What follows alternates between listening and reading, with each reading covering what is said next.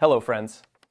If you receive the UK state pension or are within a few years of claiming it, what your birth year determines about your entitlements, your tax obligations, and your deadlines in 2026 differs significantly by group in ways that most people have never had properly explained to them.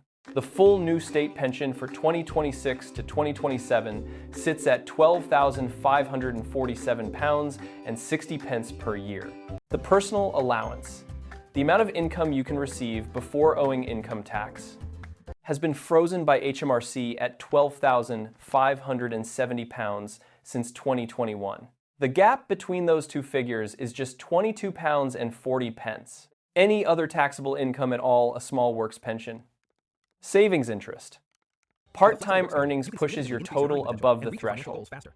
And HMRC sent over 1 million simple assessment letters to people in exactly this position in a single recent tax year, which represented an increase of more than 70% on the year before. By the end of this video, you will know whether the tax threshold situation applies to your income, what your state pension age actually is, if you were born between April 1960 and March 1961, and what steps are available right now.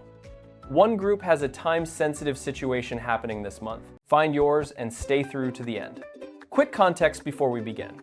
This video is made for UK adults of all ages who receive or will receive the state pension, particularly anyone with any taxable income beyond it. The goal is to explain how specific rules work by birth year group so you can avoid common, costly mistakes.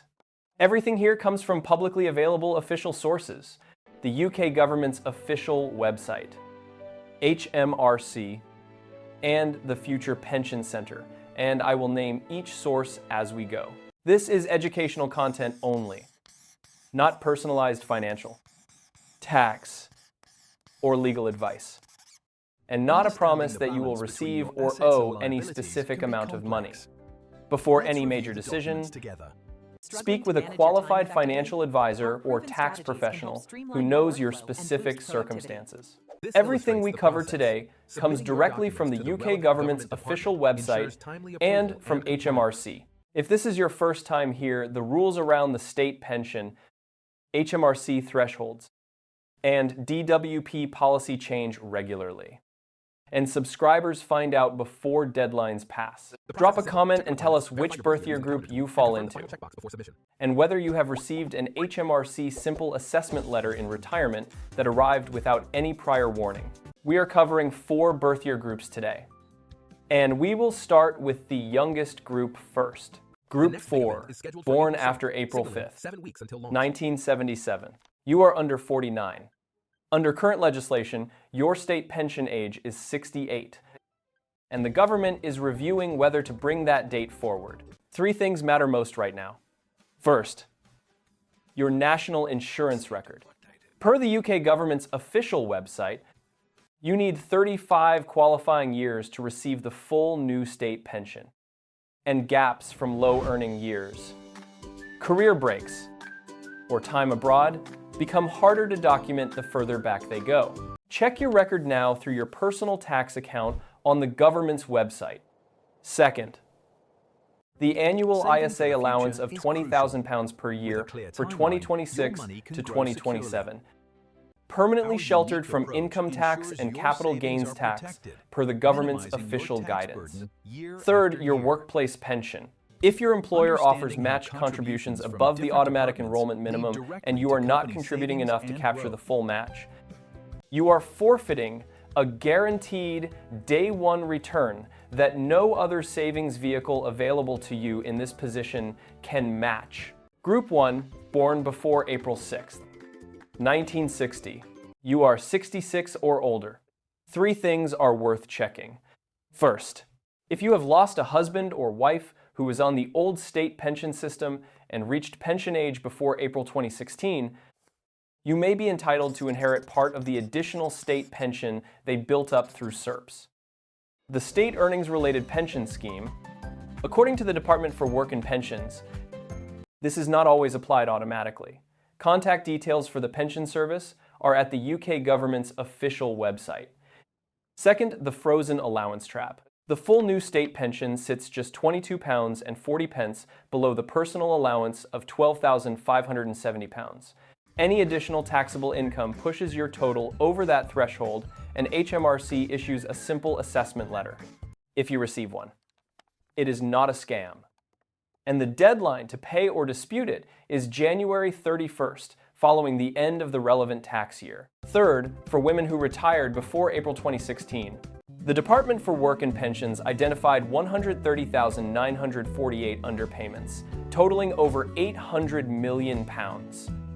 With average corrections of approximately £5,900 for married women and over £11,000 for widows, averages across confirmed cases, not individual guarantees. And the exercise continues until March 2027. Let us look at a composite example, not a specific real person, but a realistic scenario built from the rules above. Margaret is 68, a retired hospital administrator from Leeds. She receives the full new state pension plus an NHS occupational pension of approximately £3,600 per year and had never paid income tax in retirement. Last autumn, a letter arrived from HMRC that she nearly dismissed as junk mail, a reaction that comes up repeatedly in comments on videos like this one. It was a simple assessment demand. Her total taxable income came to just over £16,000, roughly £3,500 above the frozen personal allowance. The tax owed was approximately £680, with a January 31st deadline she had not budgeted for. Group 3, born between March 6th, 1961 and April 5th, 1977. You are between 49 and 65. Your state pension age is 67. And two actions matter most right now. First, your national insurance record. You need 35 qualifying years. Each year, short permanently reduces your weekly payment by approximately £6.89. Per the UK government's official website, gaps from the last 6 tax years can currently be filled with voluntary contributions, costing approximately £900 to £960 per year. Each year, purchased returns approximately £358 per year in higher pension for life. On a 20-year retirement, one purchased year returns over £7,000. Before paying anything, contact the Future Pension Center first, whose details are on the government's official website.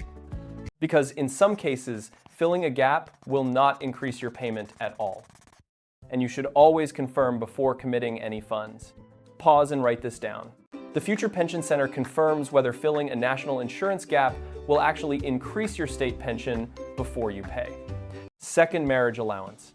If you are married or in a civil partnership and one partner earns below £12,570 this year, that partner can transfer £1,260 of unused personal allowance to the higher earner, reducing their tax bill by £252 per year, per HMRC.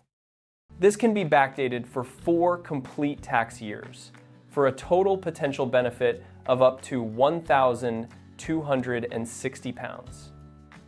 The 2022 to 2023 tax year expires permanently on April 5th, 2027. Apply at the UK government's official website in approximately 10 minutes at no charge whatsoever. Group 2, the most time-sensitive group in this entire video. Born between April 6th, 1960 and March 5th, 1961. Most people in this group assume their state pension age is 66 or 67. For this group, it is neither. Your exact state pension age falls between those two numbers, and the specific month matters considerably. Per the state pension age schedule on the UK government's official website, born April 6th to May 5th, 1960, 66 years and 1 month. May 6th to June 5th, 66 and 2 months. June 6th to July 5th, 66 and 3 months. July 6th to August 5th, 66 and 4 months. August 6th to to September 5th. 66 and 5 months. September 6th to October 5th, 66 and 6 months. October 6th to November 5th, 66 and 7 months. November 6th to December 5th, 66 and 8 months. December 6th, 1960 to January 5th, 1961, 66 and 9 months. January 6th to February 5th, 1961, 66 and 10 months. February 6th to March 5th, 1961, 66 and 11 months. Pause and find your birth month in that list. Every week, beyond your exact date, without a claim in place, is entitlement. You will need to actively recover. Anyone born in May, June, or July of 1960 is reaching their precise state pension age this month. The Department for Work and Pensions sends an invitation letter approximately 4 months before that date. And if yours has arrived and you have not yet responded, details on how to claim are on the UK government's official website. There is also a standard rule that many people in this group do not know to raise.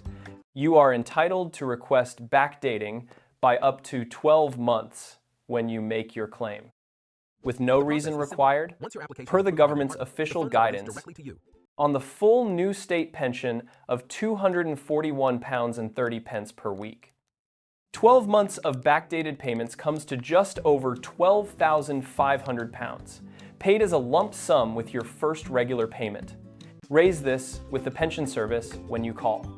And returning to where we opened, that lump sum arrives in a single tax year and will push your total taxable income well above the frozen personal allowance.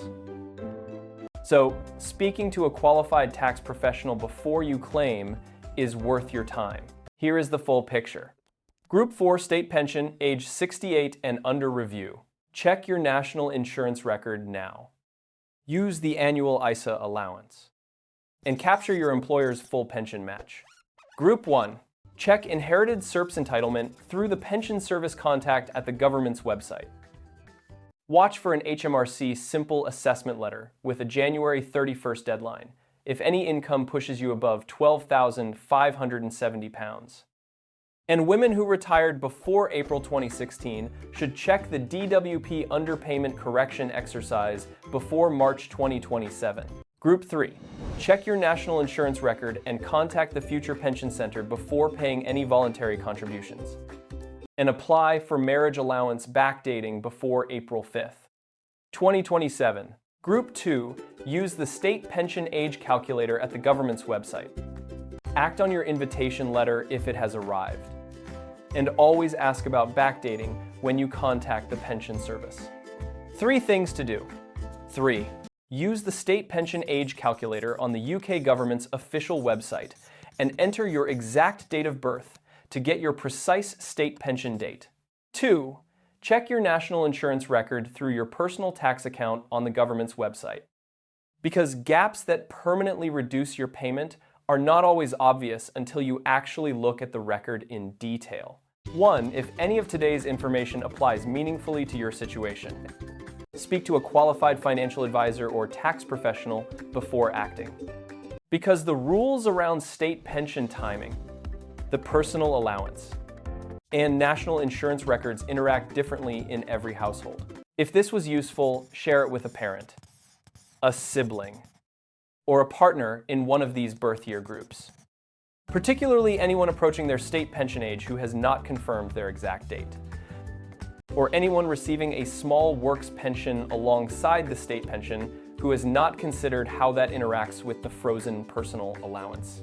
If you want to go back to the Group 1 section and the full explanation of the simple assessment process, that is at the 5-minute 30 mark,